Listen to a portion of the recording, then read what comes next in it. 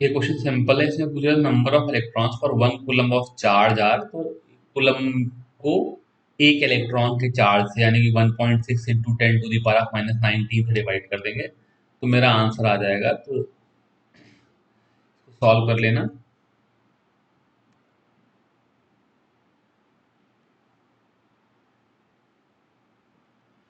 अभी क्वेश्चन पूछ रहे हैं particle of mass 2 gram and charge 1 microcoulomb is held at a distance of 1 metre from charge of 1 millicoulomb. Initial separation 1 metre था। If the particle is released it will be repelled, ठीक है, दूर चला जाएगा। The speed of particle when it is at a distance of 10 metre from the fixed charge. तो ये जो सवाल है गड़बड़ आ गया यहाँ पर, ये वास्तव में सेकेंड चैप्टर का सवाल था। बिकॉज यहाँ पे क्या हुआ, जब पार्टिकल दूर जाएगा तो मतलब वैसे तो हम लोग इंटीग्रेट करके फोर्स से भी निकाल सकते हैं, लेकिन जरूरत नहीं, बिकॉज सेकेंड चैप्टर में हम लोग आसानी से निकाल सकते हैं। जब पार्टिकल दूर जाएगा उसकी पोटेंशियल एनर्जी कम हो जाएगी और काइनेटिक एनर्जी बढ़ जाएगी। तो मैंने लिख लिया कि change in kinetic energy plus change in potential energy equal to zero.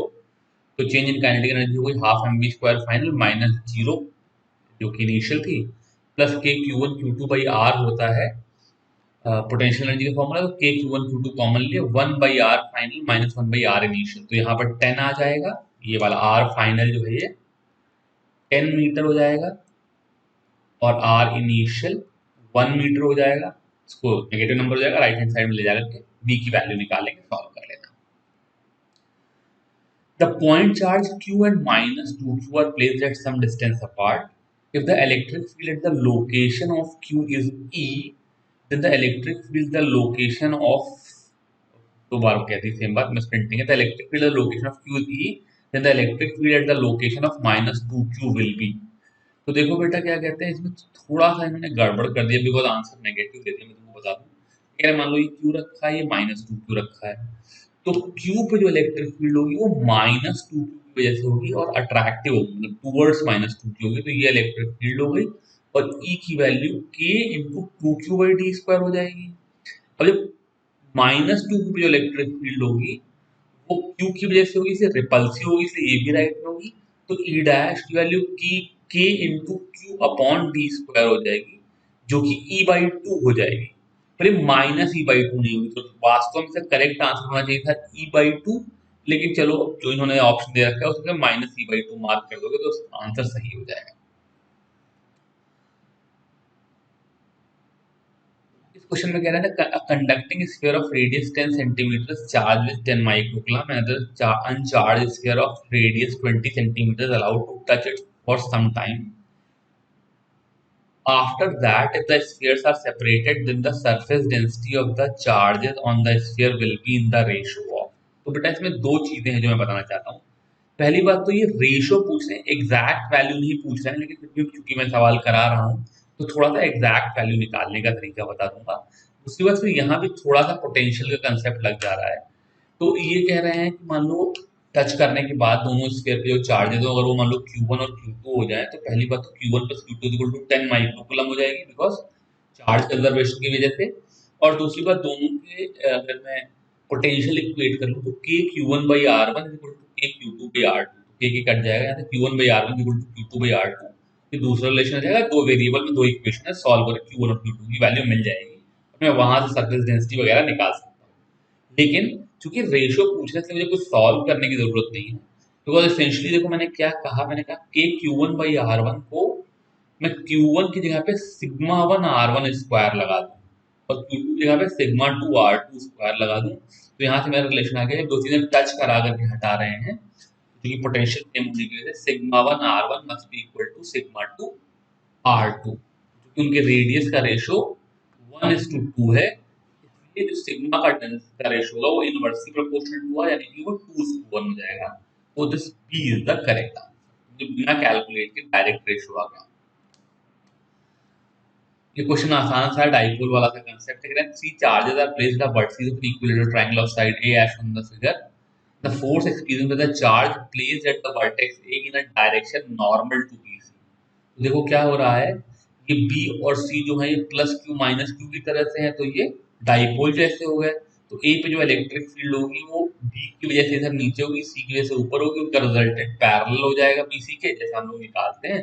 तो basically force on A perpendicular to normal to BC हो जाएगा, वो 0 हो जाएगा। तो हमें इसमें कुछ कैलकुलेट करने की जरूरत नहीं, खाली डायरेक्शन से हमारा काम चल गया। फिर ये स्टैंडर्ड सा डेरिवेशन है, लेकिन फिर भी बता दे रहा हूँ। तो कहते हैं electric field due to uniformly charge non conducting sphere of radius r as a function of distance from its centre is represented graphically by. तो ये हम लोग करते थे for small r greater than capital r e into 4 pi r square equal to q by epsilon naught, because तो total charge अंदर आ जाएगा। तो यहाँ से electric field inversely proportional to r square आ जाती थी। और for for r less than capital r, यानी कि जब मैं ये वाला केस है पहला वाला, जब मैं स्फीयर के बाहर अपना पॉइंट ले रहा हूं, और ये वाला केस है जब मैं स्फीयर के अंदर अपना पॉइंट भी ले रहा हूँ। For for r less than capital r, अगर मैं वही गॉसियन सर्फेस बनाऊंगा, जो मैं बना नहीं रहा हूँ, उतना डेरिवेशन करने का टाइम नहीं मेरे पास यहाँ पे, तो e into 4 pi r square is equal to rho into 4/3 pi r cube. ये क्या हो गया, क्यू इन हो गया अपॉन एप्सिलॉन नॉट। तो यहाँ के आर स्क्वायर से ये वाला आर क्यूब कट जाएगा, तो सॉल्व करके रो r/3 एप्सिलॉन नॉट हो जाता है। ये बहुत बहुत इंपॉर्टेंट रिजल्ट है, क्योंकि हम लोग आगे भी इसको यूज करने वाले हैं। तो यूनिफॉर्मली चार्ज स्फीयर के अंदर जो इलेक्ट्रिक फील्ड है वो रो r/3 एप्सिलॉन नॉट होती है। तो अंदर वो r के साथ लीनियरली बढ़ेगी, बाहर 1/r² से डिक्रीज करेगी। तो ये वाला स्टैंडर्ड सवाल है, पहले जिप्पर में या ये नीट में कर चुके हैं। Two infinitely long parallel conducting plates having surface charge densities plus sigma and minus sigma respectively are separated by a small distance. The medium between them is vacuum. If epsilon naught is the dielectric permittivity of vacuum, then the electric field in the region between the plates. मैंने कहा भाई ये मेरी बाएं वाली plate है, इस पे सिग्मा चार्ज डेंसिटी है, इसकी वजह से field sigma by 2 epsilon not हो गई। राइट वाली प्लेट पे माइनस सिग्मा चार्ज डेंसिटी, ये भी सिग्मा बाई 2 एप्सिलॉन नॉट हो गई। दोनों ऐड करके सेम डायरेक्शन में होगा, इसलिए sigma by 2 epsilon not sigma by 2 epsilon not add up होकर के सिग्मा बाई एप्सिलॉन नॉट हो गया। ये हम लोग अगले चैप्टर में कैपेसिटेंस निकालने में इसको यूज करेंगे। ये सिंपल सा प्रॉब्लम है, कह रहे हैं particle having charge q and mass m is projected with a velocity of v is equal to 2i minus 3j in a uniform electric field E is equal to E naught j. Change in momentum during any time interval t is given by, तो delta p is equal to integral f d t. लेकिन क्योंकि यहाँ पर electric field constant है तो force constant है, इसलिए force into time हो जाएगा। तो Q E not into T, simple. तो ये वाला आंसर करेक्ट हो जाएगा, और वो चीज वैसे भी डायमेंशनली करेक्ट। ठीक है ना, the spatial distribution of electric field due to charges A and B shown in the figure, which one of the following statement is correct? तो देखो A से लाइनें निकल रही हैं, B पे जा रही हैं, इसलिए A is positive, B is negative, पहली बात तो ये हो गई। और A से जो number of lines coming out है वो 5 6 ये और 7 ये 13 है। जबकि इधर जो लाइन है वो 6 4 10 ही है। तो इसका मतलब magnitude of A greater than magnitude of B हो गया। तो मतलब जितनी ज्यादा लाइनें निकल रही हैं वहां से इलेक्ट्रिक फ्लक्स उतना ज्यादा होगा, इसका मतलब उसके अंदर उतना ज्यादा चार्ज रखा हुआ है।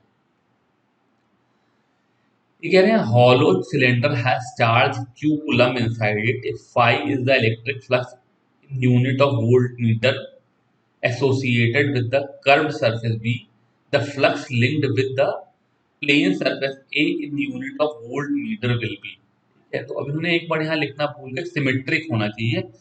बिकॉज मान लो जो कंसेप्ट है वो अभी टोटल जो फ्लक्स है वो क्यू बाई एप्सिलॉन नॉट है, उसमें से जो कर्व्ड सरफेस है उसका फाई है, तो q by epsilon naught minus phi कर दिया तो ये ए और सी का फ्लक्स हो गया।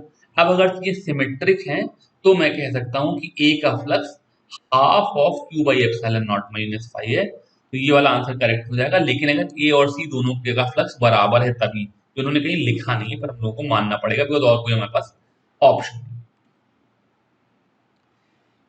ये कह रहे थे electric field at a distance r from the centre in the space between two concentric metallic spherical shell of radius r1 and r2 carrying charge q1 and q2 is, जहां पे r lies between r1 and r2। तो ये कुछ इस तरह का figure हो गया। छोटा एक स्फीयर है r1 रेडियस का जिसके ऊपर q1 चार्ज है, एक बड़ा स्फीयर है r2 रेडियस का जिसके ऊपर q2 चार्ज है, एक पॉइंट p है जो कि r1 से ज्यादा दूरी पर लेकिन r2 से कम दूरी पर है। तो तुम्हें मालूम है कि सिलेंड्रिकल और किसी स्फेरिकल शेल के अंदर इलेक्ट्रिक फील्ड बाहर वाले चार्ज की वजह से कुछ नहीं होती।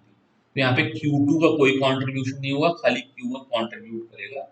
तो Q1 upon 4 pi epsilon naught r square, ये वाला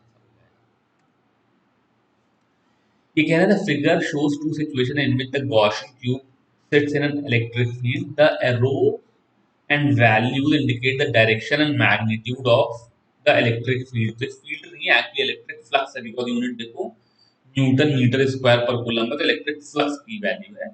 what is the net charge in two situation inside the cube. तो वैसे तो यहाँ पे हम नेट चार्ज भी बता सकते थे बिकॉज फ्लक्स जोड़ करके, लेकिन उन्होंने खाली पॉजिटिव नेगेटिव पूछा है, तो वही दिखाएंगे।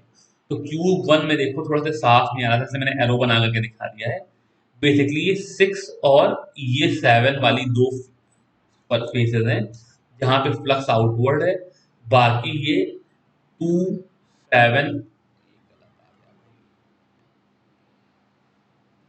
ये वाला 2 ये वाला 7 ये वाला 8 और ये वाला 15, ये सारे there going into the system. तो जो टोटल फ्लक्स हो जाएगा वो flux coming out minus flux going in कर लेंगे, 6 + 7 माइनस बाकी सब करेंगे तो नेगेटिव नंबर आ जाएगा।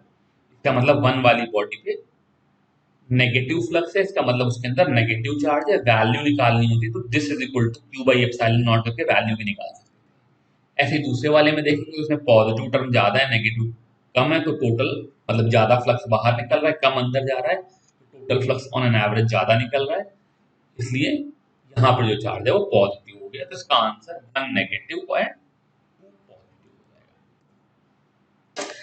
ये क्वेश्चन कह रहे हैं 2 point charges plus Q and minus Q R held fixed at minus d, 0 and d, 0। तो बेसिकली ये डाइपोल बन गया respectively on an xy coordinate system.